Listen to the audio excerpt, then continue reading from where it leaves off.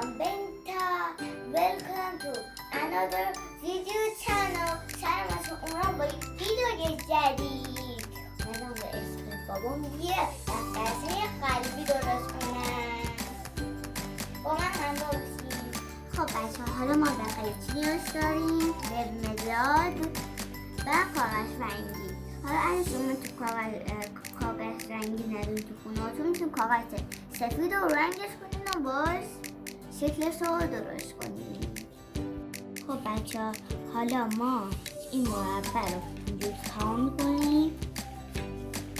بعد از اینجا یه نیم دلار می‌کشیم. بعد این میشه 2 تا قلب قرمز.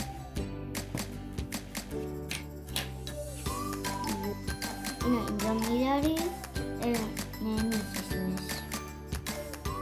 حالا که بعد از اینکه دور اینو کشیدیم بعدش می‌ذاریم اون ور. اینجا خب میشه این 2 تا اینجور شه ولی خط وسطش رو نباید ببریم. میشه بقیه کاغذ رو باید همینجوری درست کنیم. خب بچه حالا ما این رو بریدم از وسط تاش میکنیم. حالا که اینا رو تاب دادیم ما همینجا میچسبونیمشون. حالا برای صورت میکشیم.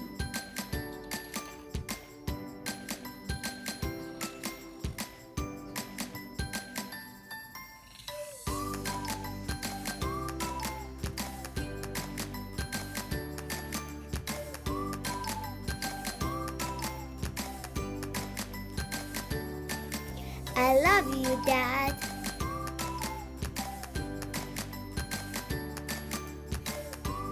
اینکه با ما همراه بودید به دوستانتون معرفی کنید. Goodbye, see you later.